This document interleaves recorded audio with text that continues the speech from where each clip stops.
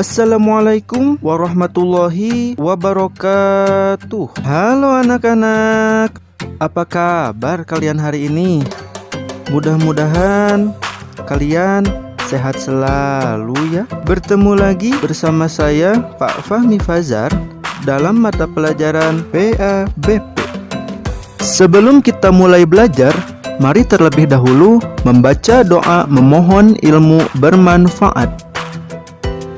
Allahumma salli wa sallim ala sayyidina Muhammadin miftahi babi rahmatillah adada ma fi ilmillah salatan wa salaman daimaini bidawami mulkillah wa ala alihi wa sahbihi ajma'in. Sudah siap belajar? Oke, mari kita mulai. KBM 2.1 Meneladani sifat-sifat Nabi dan Rasul Allah Subhanahu wa Ta'ala. Sebelum masuk ke materi, mari terlebih dahulu membaca Al-Quran bersama-sama. A'udzu billahi minasy syaithanir rajim. Bismillahirrahmanirrahim. Laqad manna Allahu 'alal mu'minina idh ba'atsa fihim rasulan min anfusihim yatlu 'alaihim ayatihi wa yuzakkihim wa yu'allimuhumul kitaba wal hikmah wa in kanu min qablu lafi dhalalin mubin. Shadaqallahul azim. Sungguh Allah telah memberi karunia kepada orang-orang beriman ketika Allah mengutus seorang Rasul Muhammad di tengah-tengah mereka dari kalangan mereka sendiri, yang membacakan kepada mereka ayat-ayatnya, menyucikan jiwa mereka, dan mengajarkan kepada mereka kitab Al-Quran dan hikmah, sunnah. Meskipun sebelumnya mereka benar-benar dalam kesesatan yang nyata. Al-Quran Surat Ali Imran ayat 164. A. Pengertian Nabi dan Rasul Allah Subhanahu wa Ta'ala. Secara bahasa, Nabi berarti pembawa berita, sedangkan Rasul berarti utusan.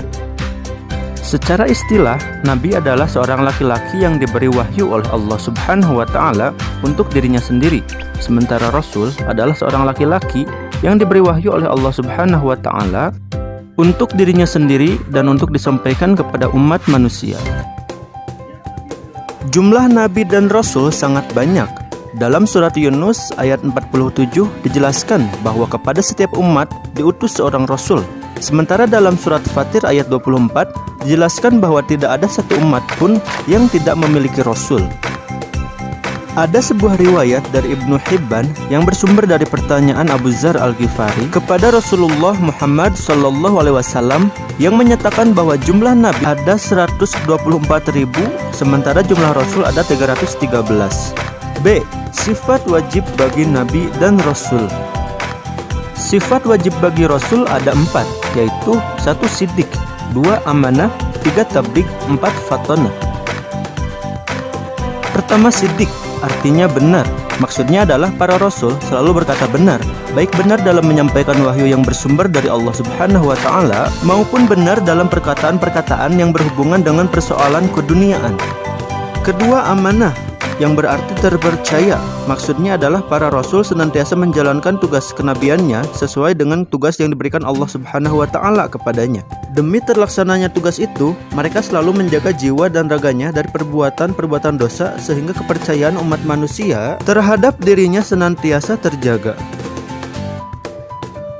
Ketiga, tabligh.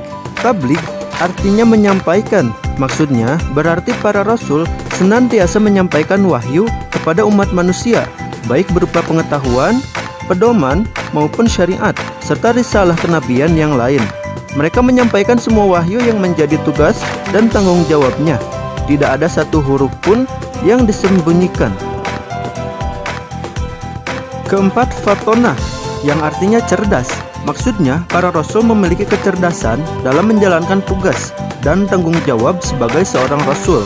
Mereka mampu memahami persoalan umat sekaligus memberikan jalan keluarnya, mampu menghadirkan argumentasi bagi orang-orang yang menentangnya.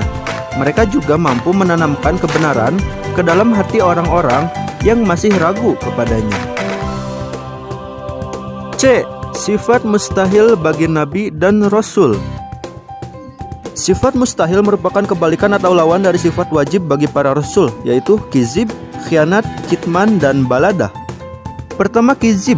Kizib artinya dusta. Seorang rasul tidak mungkin berkata dusta dalam kehidupan sehari-harinya, baik di dalam lingkungan keluarga, masyarakat, apalagi di depan umatnya. Kedua, khianat. Khianat artinya tak dapat dipercaya. Seorang rasul tidak mungkin berkhianat atau ingkar janji terhadap umatnya. Ketiga, kitman, artinya menyembunyikan. Seorang rasul tidak mungkin menyembunyikan walaupun sedikit dari wahyu yang telah diterimanya. Keempat, baladah. Baladah artinya bodoh. Seorang rasul tidak mungkin bersifat bodoh. Jika seorang rasul bersifat bodoh, pasti akan diatur dan dipermainkan oleh umatnya. D. Sifat jaiz bagi Nabi dan Rasul.